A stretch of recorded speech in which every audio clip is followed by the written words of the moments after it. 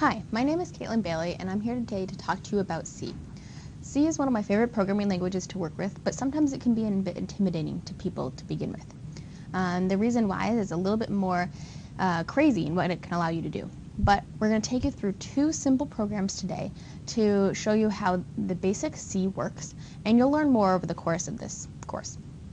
Okay, so I'm working today in a virtual machine and a terminal inside that virtual machine. You can do this on your own computer, whether that's a desktop or a laptop, or remotely, or some other way. Just make sure you have access to a computer with a command line that you can use. Now, I'm assuming that you have some basic familiarity with command line arguments and with some programming language, whether that's Java or C++, something that introduces you to if, else, while, for, and other things like that, variable declaration. Okay, so really briefly, a couple of command line arguments you might find useful. So you can do pwd, which I've actually already done here, which shows you where you are on the computer. You can also change the directory, and you can see this reflected here. So you can cd back and print where you are, and then you can cd back into intro C, which is where I am.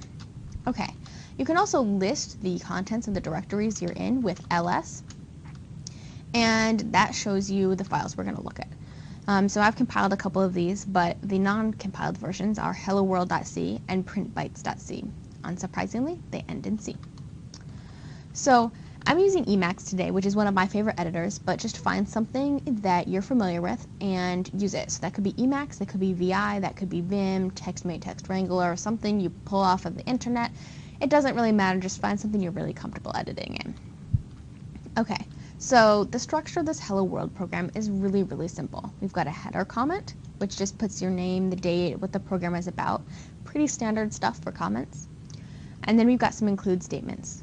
The include today is standard IO and standard lib, and that allows you to print things out to the terminal and include basic types like int. Okay? You're later going to want to include more and more things as you pull in more and more definitions from outside libraries. Because these are included in angle brackets, you're going to know that they're system libraries. So they're installed in /user/lib, or /include, sorry, mistake. If you wanted to include your own files, you could include them using quotation marks. So you could include my header.h, just like that. And it would include your header definitions in .h. I don't have that file in my directory, so I'm going to delete that. But if you did, you could include it that way. Now, main is kind of special in C. It's got to include these two parameters, argc and argv. Argc is the count of arguments you want passed to main, and argv is those arguments. So a lot of times these are the command line arguments because you usually invoke C from the command line. So if you included two parameters, so for instance the name of your program and some file you wanted to output information to, there would be two arguments. The second is an array of strings that points to those arguments. Now, I said it's an array of strings, but it kind of looks like it's an array of something else, right? Because we've got a char star instead of string. Well, that's because in C, char stars are strings, okay? They're an array of characters is actually a string. We'll talk more about that later when we get to basic types in this course. Now, I'm going to actually print out a statement. Printf allows you to print out hello world and end it with a new line /n. Okay? Now, this is slightly different than in system.out.println in Java. You don't include the new line by default, but other than that, it's pretty similar.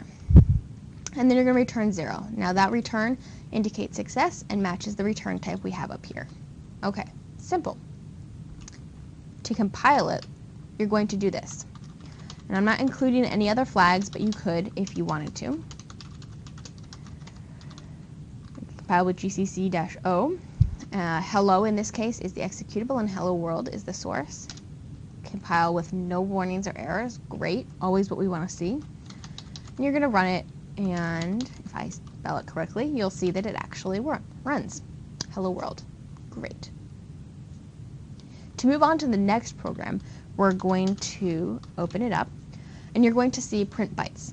Now, the structure is really similar here. we've got the header, we've got our includes, the same includes, and we've got a main.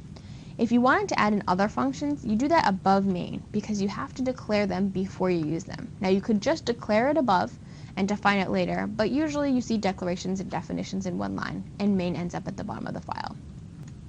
Okay, so we've got a function here. To call it, you're just going to go down into main and you're going to type it in. Pretty simple stuff. Again, similar to other languages you might have seen. And I'll call it using the number that I've already defined, which is 4058. So that's a variable declaration and definition here. I've called my new function, and now I'm going to call printf. But this printf looks slightly different. It's got format characters in it. That's %d and %x. Now both of those refer to num, and that's because you can print it off in different formats. So the first one, %d, allows you to print it off in decimal format. The second one allows you to print it off in hex, which is %08x. Now I did 08 because I'm expecting 8 characters, and I want to print them all out. Anything I don't have, I'll print in zeros. That's what the zero is for.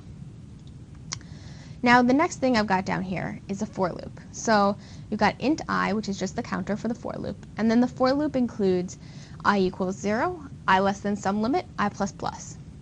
Again, very standard. The control fluency looks very similar to anything else you've seen. So my limit here is actually size of int, and because that's dependent on the architecture, whether it's 32 or 64 or something else, or it could be dependent, we use size of, which automatically plugs in the appropriate sizes based on the system definitions. My other variable declaration here is a mask, and that is just 0xff, which in hex means 1 byte. Okay? Anything else is zeros, and that means that if I AND this with anything else, you'll get just 1 byte, the least significant byte, which is exactly what we want. 1 byte at a time, we're going to do this. Now to isolate the first bit, we just need to AND it with that mask. But to get the others, we need to shift them over. And so I'm using a shift by 8 bits times I. You can go through this later and see what it looks like, but it ends up printing them all out. And to print it, I'm going to print the decimal, and then I'm going to print the hex of that single byte. So again, this is really simple. It just shows you some basic control flow, print statements, and variable declarations. So that's what it looks like, and if you wanted to compile it, you would do this. Print bytes, no warnings, no errors, exactly what you want to see, and you can call it, and there we go. So you can see hi, which was my function definition before, just printed out hi. And here's the main. So we have our announcement that this is what we're going to do. 4058 in hex is actually this number. You can do it out in your head or on a piece of paper, and it works out to be FDA. And if we print them out, starting with the least significant byte, you get DA and then 0F and 00 and 00. So our shifting worked to move over just a couple of characters at a time, or 1 byte. Very effective. This is the really basic introduction to C. I hope that you get more comfortable with it as the course goes on. There's lots of resources online and in books. I definitely recommend using K&R, which is the classic C book, Kernighan of Ritchie. And good luck.